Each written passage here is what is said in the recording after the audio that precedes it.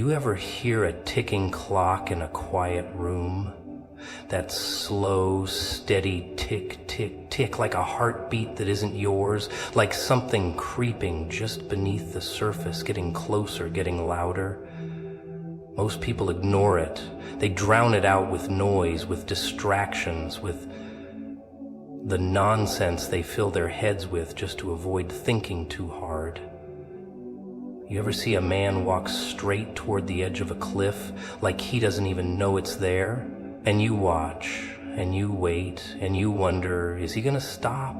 But he doesn't. He just keeps walking, humming a little tune, maybe checking his watch, acting like everything is just fine. And you think, maybe he doesn't see it. Maybe he's distracted. Maybe he's got his mind on other things. So you shout, you wave, you try to warn him, but does he listen? Oh no, he just chuckles, maybe gives you a little nod, like, yeah, got it, no, and then he keeps walking. That's people for you. They get their warnings. Oh, they always get their warnings. A bad feeling in their gut, a dream that shakes them awake, a moment when something clicks, something whispers, something shifts. They see the signs. Oh, they see them, but they pretend they don't. Because pretending is easy. Pretending means they don't have to change, don't have to face what's coming, don't have to deal with the truth staring them in the face. So they laugh, they brush it off, they keep moving forward, like there isn't a drop waiting for them, just a few steps ahead. And the world plays along. It helps them ignore the signs, it gives them distractions, keeps them busy, fills their heads with noise. Keep scrolling, keep working, keep chasing, keep running, but don't stop. Don't think. Because the moment they stop, the moment they start noticing, well, that's when things get uncomfortable. That's when they have to admit that maybe, just maybe, the cliff was there the whole time and they just didn't want to see it. Funny thing about warnings, though, they don't come with fireworks. They don't come with flashing lights and sirens. They come quiet, subtle, a whisper instead of a scream, a shadow instead of a shove. And that's the trick, isn't it?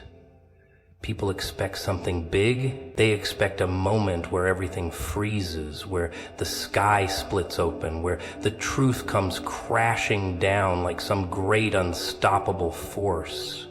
But that's not how it works. No, no, no. It's slower than that. More patient. A tap on the shoulder, a glance in the mirror, a voice in the dark saying, hey, maybe it's time to wake up. But people, oh, they're so good at sleeping, so good at convincing themselves that everything is fine, that the warnings are just coincidences, just silly little feelings, just nerves, just paranoia. And why? Because listening means admitting they were wrong. And nobody likes to admit that. Nobody likes to say, I should have seen it sooner. Nobody likes to look back and realize they ignored every single chance to turn around. So they keep walking, keep ignoring, keep acting like the ground isn't about to vanish beneath their feet. And by the time they finally see it, really see it, it's already too late. Because the warnings, they were never there to stop them. No. The warnings were just there to give them a choice. And if they didn't take it,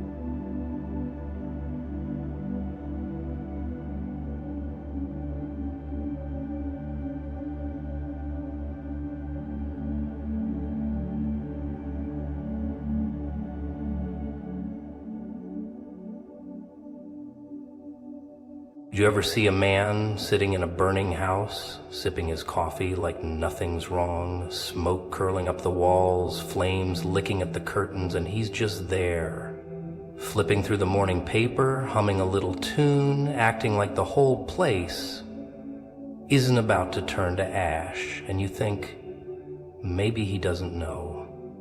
Maybe he doesn't see it. Maybe he hasn't noticed the heat on his skin, the crackling in the air. No, he knows. Oh, he knows. He's just convinced himself it's fine. People have this funny little way of ignoring reality when it makes them uncomfortable. They'll pretend everything's fine right up until the moment it isn't. See? Comfort? Oh, comfort is a trap. It's warm, it's soft, it whispers to you, tells you everything's okay, tells you you're safe. They love wrapping themselves in their little routines, their little habits, their little illusions. Even when the walls are caving in, even when the cracks are showing, even when the whole thing is about to come crashing down, they tell themselves, no, no, no, this is fine, nothing to worry about here. Because worry means action. Worry means doing something. And doing something? Oh, that's hard. That means stepping out of the warm little bubble they've built. Means looking at the mess they're in. Means fixing things. And nobody wants to do that if they don't have to. So they wait. They sit still. They tell themselves it's not that bad. Someone else will handle it. This will pass. But it doesn't pass. It never just passes. But comfort? Oh, it's a sweet little liar. It tells you what you want to hear. It pats you on the back, tucks you in, sings you to sleep while the storm builds outside. It lets you ignore the warnings, lets you shut your eyes, lets you believe that just because nothing's collapsed yet, it never will. And that's the funny part, isn't it? The moment someone feels safe is usually the moment they're in the most danger. Because the ones who survive, they're the ones who never feel safe. The ones who never get too comfortable. The ones who hear the whisper in the back of their minds saying something's coming. The ones who listen. They see the cracks before the floor gives out. They smell the smoke before the fire takes hold. They move before it's too late. But most stay sitting right where they are, staring at the flames, smiling through the smoke, telling themselves, it's just a little warm in here. You ever watch someone stand in the middle of the road, headlights rushing toward them, and they just freeze? They see it. They know what's coming, but instead of moving, instead of running, they just stand there, wide-eyed, hoping, that the car's gonna swerve? That the universe is gonna step in and save them at the last second? People do that, you know? They see the warning, they know the danger, but they wait. Wait for what? A sign? A miracle? A voice from the sky telling them exactly what to do? That's the thing about warnings. They don't come with instructions, no step-by-step guide, no neatly wrapped solution, no guarantees, just a choice. A simple little choice. Move or don't. Act or wait. Listen or ignore. And people hate choices. They hate responsibility. Because the second they accept the warning, the second they admit, yeah, something's coming, then guess what? Now it's their job to do something about it. And most would rather risk it. Because doing nothing feels safer, feels easier. People love to tell themselves, if it's really that bad, someone else will fix it. If I really need to change, life doesn't push, life won't warn you.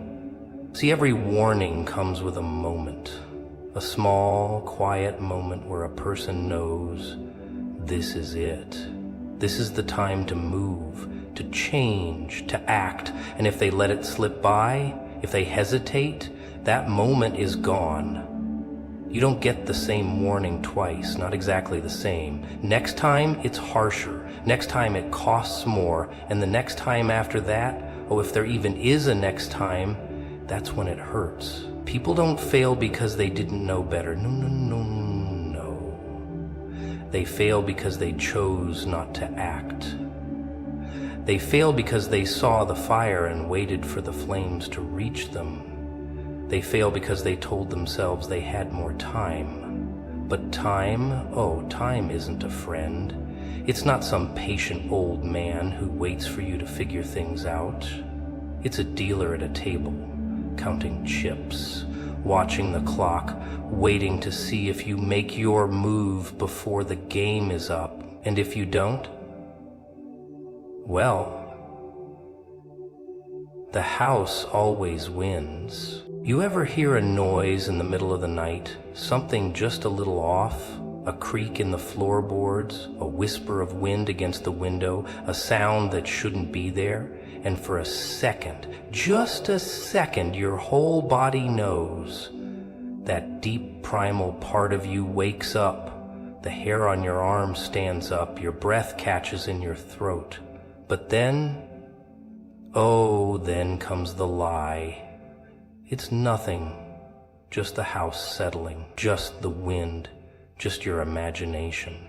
Because believing that, oh, that's a lot easier than getting up to check, a lot easier than admitting something might be wrong. And that's the game, isn't it? People don't ignore warnings because they don't hear them. No, no, no. They ignore them because they don't want them to be real. Because the final warning, oh, that one doesn't come like the others. It doesn't crash through the walls, doesn't scream in your face, doesn't shake you awake. No, no, no. It's quiet, soft.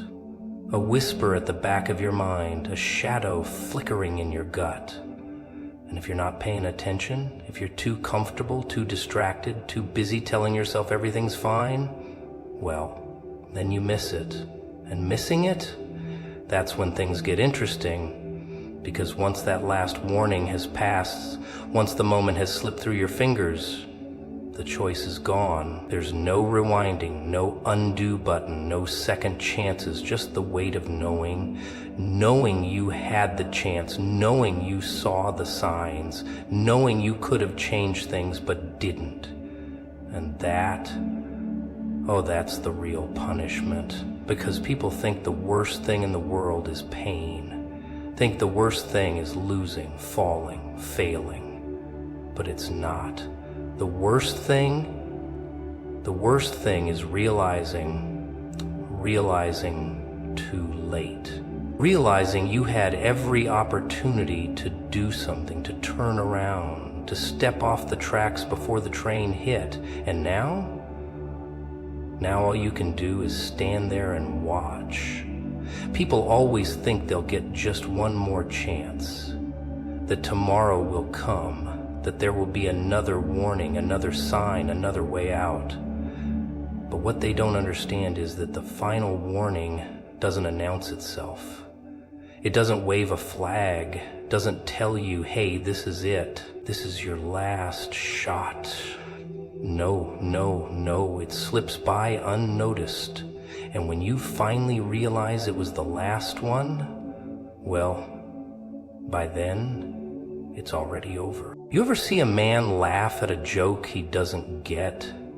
He nods along, chuckles at the right moment, pretends like he's in on it. But deep down, oh, deep down he knows he missed something. And that little itch in the back of his mind, that gnawing, creeping feeling, that's the real punchline. See, most people don't get the joke. Not at first. They go about their days, heads down, eyes forward, convincing themselves that life is just life. No patterns, no signals, no meaning behind the madness. Just random moments scattered like dice across the table. And if something goes wrong, oh well, that's just bad luck. A little bump in the road, nothing to worry about. But luck is a myth, a bedtime story for people who don't want to admit how much of their lives is decided by choices they never even knew they were making. Every little thing, every decision, every step they take, it all leads somewhere. But by the time they figure that out, ooh, it's usually too late. See, the universe, it doesn't shout at you. It doesn't grab you by the collar and shake you. No. It whispers, sends you little nudges, little warnings, little hints. And if you catch on, if you listen, well, maybe you make it out before the punchline lands. But if you don't, if you just keep on walking, keep on pretending you get the joke, keep on thinking you've got all the time in the world, then, oh my friend, the joke's on you. Because when the truth finally hits, when they finally realize what was coming, what was always coming, that's when they get that look. You know the one. Eyes wide, breath caught in their throat, mind racing through all the little moments they ignored, the dreams that didn't make sense, the gut feeling they brushed off, the way everything seemed to warn them, but they just smiled, nodded, and went right back to sleep. Because here's the real kicker. Most people, they don't believe until it's standing right in front of them. They don't act until there's no choice left.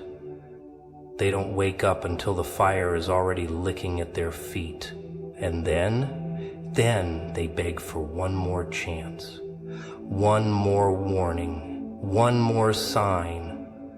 But the joke is that they already had it. They had it 100 times over. They just didn't want to believe it. And belief doesn't change the truth. It just changes how fast you see it coming. You ever see someone win the lottery, but they don't even know it yet? They're walking around with the ticket in their pocket, sipping their coffee, checking their phone, completely unaware that their whole life just changed. The world shifted under their feet, the numbers lined up just right, but they don't feel it, not yet. Because that's the funny thing about fate. It doesn't come with a drum roll. No big neon sign, no fireworks, no marching band. Just a moment, a quiet, simple moment where everything is different, but they don't realize it. And by the time they do, by the time it hits them, well, then comes the real question, what are they going to do about it? See, people love to talk about luck, about blessings, about destiny. But what they never seem to understand is that it's not about having something, it's about knowing you have it. Because the ones who make it through, the ones who see the truth before it's too late, they're not lucky, they're not special, they're just awake. And that makes all the difference. Because the ones who are awake, they see the game for what it is. They see the patterns, the warnings, the little nudges life gives them. And they listen. They don't brush it off. They don't laugh it away. They pay attention. And when the moment comes, when that final little window cracks open, they don't hesitate. They don't wait for another sign, another push, another excuse. They move. But most people, most people don't. They've got the ticket in their hands, but they never cash it in. They've got the key to the door, but they never turn the lock. Because deep down, they're scared of what it means to wake up. Scared of what they'll have to leave behind, scared of what it's gonna cost. And so they wait, and they wait, and they wait. And by the time they finally see it, by the time they realize what was in front of them the whole time, Oh, by then, the numbers have faded, the ink has run, the door has rusted shut, and they look around, eyes wide, breath shaking, and they whisper the saddest little words you'll ever hear. I should have known.